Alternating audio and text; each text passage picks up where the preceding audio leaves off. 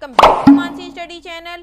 दोस्तों आज है 14 अगस्त 2023 और 14 अगस्त 2023 से रिलेटेड करंट अफेयर्स के जितने भी क्वेश्चन बन सकते हैं आज की क्लास में हम सारे क्वेश्चन को कवर करेंगे और हर क्वेश्चन से रिलेटेड इंपॉर्टेंट फैक्ट भी मैं आपको बताऊंगी, तो आप पूरा क्लास बहुत ध्यान से देखिएगा। और दोस्तों ये क्लास मोस्ट इंपॉर्टेंट होने वाली है, तो चलिए बढ़ते हैं आज के पहले क्वेश्चन पर। आज का पहला क्वेश्चन लिखा है, किस जीव के बारे में जागरूकता फैलाने के उद्देश्य से 12 अगस्त को प्रतिवर्ष दुनिया भर में एक दिवस मनाया जाता है। फर्स्ट ऑप्शन है शेर, सेकंड ऑप्शन है पेंगुइन, थर्ड ऑप्शन है जिराफ, फोर्थ ऑप्शन है हाथी। आप लोगों को अच्छे से पता होगा दोस्तों इस क्वेश्चन का आंसर, तो जल्दी से कमेंट करके बताइएगा इस क्वेश्चन का सही आंसर क्या हो जाएगा।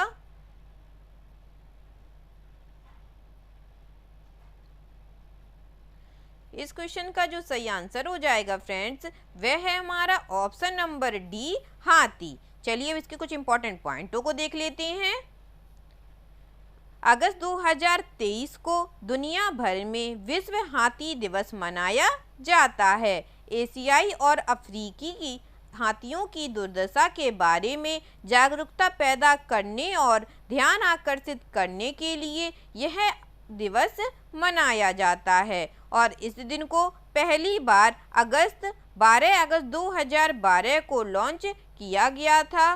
ध्यान रहे कि विश्व हाथी दिवस की स्थापना कनाडा के फिल्म निर्माता पैट्रिसिया सिम्स और थाईलैंड के हाथी पुनरुत्पादन फाउंडेशन HM क्वीन सर्किट की एक पहल द्वारा की गई थी। ठीक है दोस्तों, चलिए आगे बढ़ते हैं और नेक्स्ट क्वेश्चन देखते हैं। नेक्स्ट क्वेश्चन लिखा है, प्रतिवर्ष दुनिया भर में अंतर्राष्ट्रीय युवा दिवस इंटरनेशनल यूथ डे किस तारीख को मनाया जाता है। फर्स्ट ऑप्शन है 9 अगस्त को, सेकेंड ऑप्शन है 10 अगस्त को, थर्ड ऑप्शन है 12 अगस्त को, फोर्थ ऑप्शन है 15 अगस्त को।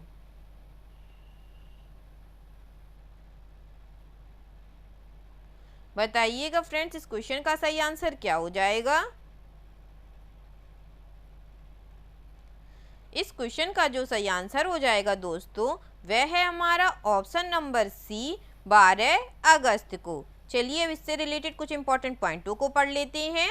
हाल ही में 12 अगस्त 2023 को दुनिया भर में अंतर्राष्ट्रीय युवा दिवस इंटरनेशनल यूथ डे मनाया जाता है। यह दिवस प्रतिवर्ष 12 अगस्त को युवाओं को आगे बढ़ाने और उन्हें मौका देने के लिए अवसर उपलब्ध कराने के उद्देश्य से मनाया जाता है। इस वर्ष इस दिवस की जो थीम है दोस्तों वह है green skill for youth towards a sustainable world. क्या है थीम दोस्तों, मोस्ट इम्पॉर्टेंट होती है कोई भी दिवस की थीम, तो आप लोग बहुत अच्छे से ध्यान रखिएगा।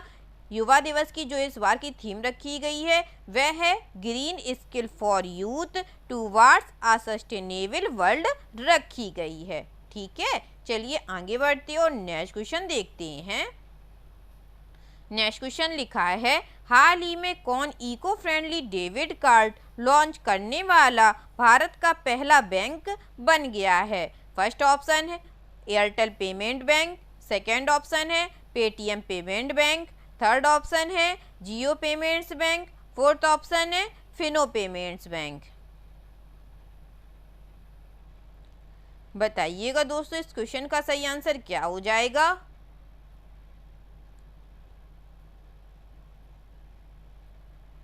इस क्वेश्चन का जो सही आंसर हो जाएगा फ्रेंड्स वह है हमारा option number A, Airtel payment bank. चलिए अब इसके कुछ इंपॉर्टेंट पॉइंटों को देख लेते हैं।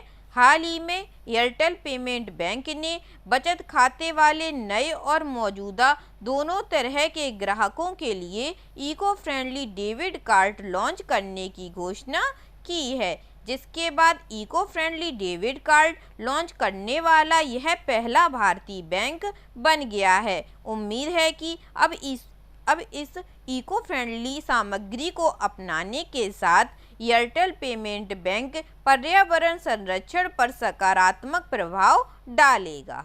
ठीक है दोस्तों, चलिए आगे बढ़ते हैं और नेक्स्ट क्वेश्चन देखते हैं। नेक्स्ट क्वेश्चन लिखा है केंद्रीय वस्तु एवं सेवा कर संशोधन विधेयक 2023 का परिभाषित करता है। क्या परिभाषित करता है? फर्स्ट ऑप्शन है कृषि उत्पादों की परिभाषाएं, सेकंड ऑप्शन है निर्यात और आयात शुल्क की परिभाषाएं, थर्ड ऑप्शन है online gaming, online money gaming और ऑनलाइन वर्चुअल डिजिटल संपत्ति की अभिव्यक्तियां, फोर्थ ऑप्शन है ई कॉमर्स प्लेटफॉर्मों के लिए विनिमय। तो बताइएगा दोस्तों इस क्वेश्चन का सही आंसर क्या हो जाएगा? केंद्रीय वस्तु एवं सेवा कर विधेयक 2023 क्या परिभाषित करता है?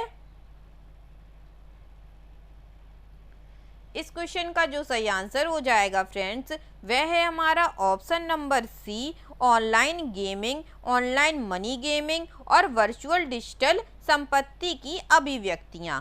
चलिए अब इसके कुछ इंपॉर्टेंट पॉइंटों को देख लेते हैं। Online gaming, online money gaming और वर्चुअल डिजिटल संपत्ति की अभिव्यक्तियां को यह व्यक्त करता है।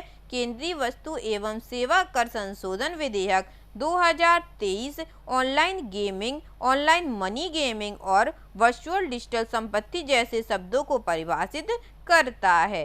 ठीक है दोस्तों, चलिए आगे बढ़ते हैं और नेक्स्ट क्वेश्चन देखते हैं।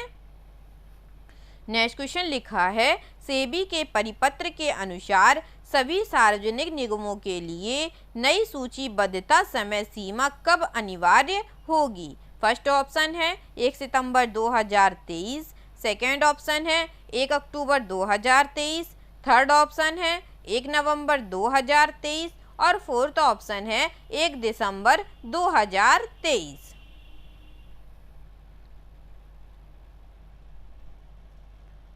बताइएगा फ्रेंड्स इस क्वेश्चन का सही आंसर क्या हो जाएगा? इस क्वेश्चन का जो सही आंसर हो जाएगा दोस्तों वह है हमारा ऑप्शन नंबर डी, 1 दिसंबर 2023। चलिए अब इसके कुछ इंपॉर्टेंट पॉइंटों को पढ़ लेते हैं हम लोग। नई लिस्टिंग समय सीमा 1 सितंबर 2023 को या उसके बाद खुलने वाले सार्वजनिक निगमों के लिए स्वैच्छिक होगी और 1 दिसंबर 2023 से शुरू होने वाले निर्गमों के लिए यह अनिवार्य होगी। ठीक है दोस्तों, दोनों डेटों को आप लोग याद रखिएगा। चलिए आगे बढ़ते हैं और नेक्स्ट क्वेश्चन देखते हैं। नेक्स्ट क्वेश्चन लिखा है मानव बाल उद्योग में भारत की भूमिका के बारे में क्या सच है? फर्स्ट ऑप्शन है भारत मानव बाल का सबसे बड़ा आयातक है। सेकेंड ऑप्शन है भारत मानव बाल उत्पादों का प्राथमिक उपभोक्ता है। थर्ड ऑप्शन है भारत दुनिया में मानव बाल के लिए कच्चे माल का सबसे बड़ा स्रोत है। फोर्थ ऑप्शन है भारत मानव बाल उत्पादों का अग्रणी निर्माता है।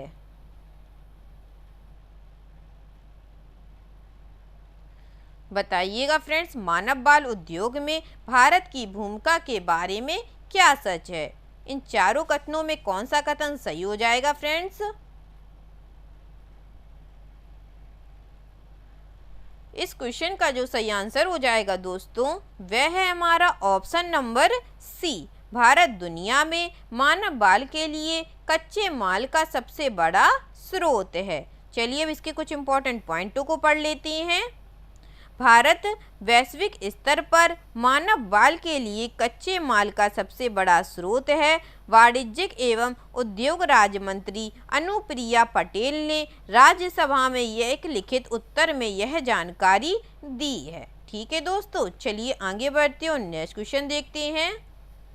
नेक्स्ट क्वेश्चन लिखा है पुनः संयोजन के लिए कोई दिन बताए बिना संसद की बैठक को अनिश्चित काल के लिए समाप्त करने के लिए किस शब्द का प्रयोग किया जाता है? फर्स्ट ऑप्शन है स्थगन प्रस्ताव, सेकेंड ऑप्शन है अनिश्चित काल के लिए स्थगन, थर्ड ऑप्शन है सत्रावसान, फोर्थ ऑप्शन है विघटन।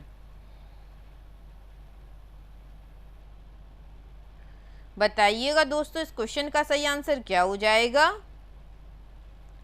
पुनः संयोजन के लिए कोई दिन बताए बिना संसद की बैठक को अनिश्चित काल के लिए समाप्त करने के लिए किस शब्द का प्रयोग किया जाता है?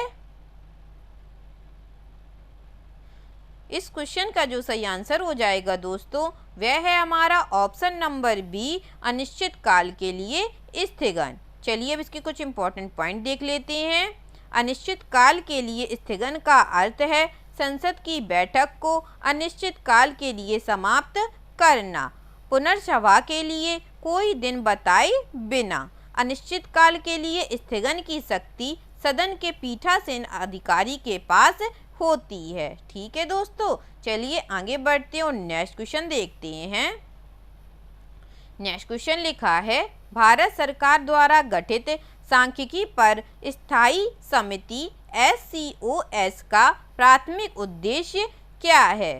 फर्स्ट ऑप्शन है अंतर्राष्ट्रीय व्यापार समझौतों की देखरेख करना। सेकेंड ऑप्शन है आर्थिक नीतियों की समीक्षा करना।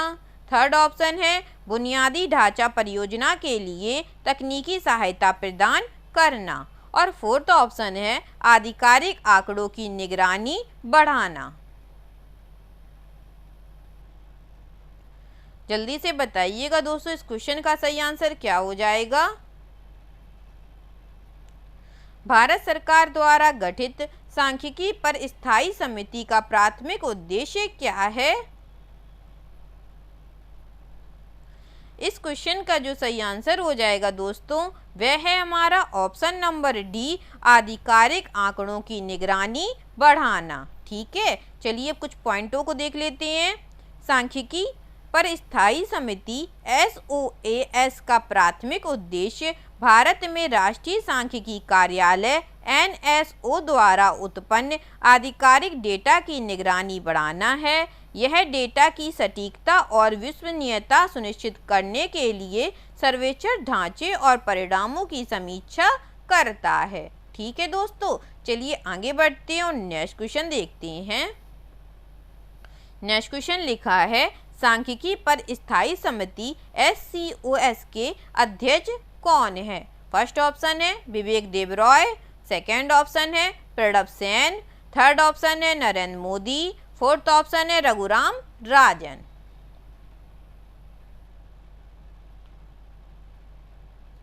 बताइएगा फ्रेंड्स सांख्यिकी पर स्थायी समिति के अध्यक्ष कौन है? इस क्वेश्चन का जो सही आंसर हो जाएगा फ्रेंड्स वह है हमारा option number B, Pranab Sen. चलिए कुछ इंपॉर्टेंट पॉइंट देख लेते हैं। प्रणब सेन को यहाँ दोस्तों प्रणब होगा। प्रणब सेन को जो भारत के पहले मुख्य सांख्यिकीविद और राष्ट्रीय सांख्यिकी आयोग NSC के पूर्व अध्यक्ष हैं। सांख्यिकी पर स्थायी समिति के यह SCOS के भी अध्यक्ष हैं। ठीक है दोस्तों, चलिए आगे बढ़ते हैं और आज का लास्ट क्वेश्चन देखते हैं। लास्ट क्वेश्चन लिखा है, श्रीजी भाटिया सहकारी बैंक लिमिटेड पर किस उल्लंघन के कारण जुर्माना लगाया गया है? फर्स्ट ऑप्शन है अत्यधिक जोखिम भारित ऋण। सेकेंड ऑप्शन है DEAF को निधियां आंतरित करने में विफलता। थर्ड ऑप्शन है अधिनिकृत पूंजीकृत व्यय। फोर्थ ऑप्शन है KYC दिशा निर्देशों का अनुपालन ना करना।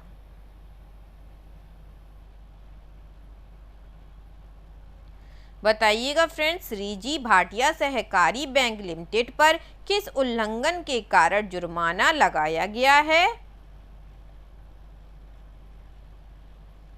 इस क्वेश्चन का जो सही आंसर हो जाएगा दोस्तों वह है हमारा ऑप्शन नंबर सी, अधिनिकृत पूंजीगत व्यय। ठीक है, चलिए कुछ पॉइंट देख लेते हैं। श्रीजी भाटिया सहकारी बैंक लिमिटेड को SES निर्देशों का उल्लंघन करते हुए RBI की पूर्व मंजूरी के बिना पूंजीगत व्यय करने के लिए दंडित किया गया था। ठीक है दोस्तों, आई होप आज के सभी क्वेश्चन आप लोगों को बहुत अच्छे लगे होंगे और क्लास बहुत हेल्पफुल भी लगी होगी। अगर क्लास अच्छी लगी हो दोस्तों तो प्लीज़ इस क्लास को लाइक कीजिएगा, शेयर कीजिएगा और मेरे चैनल को सब्सक्राइब कीजिएगा, Mansi study channel. Thank you दोस्तों।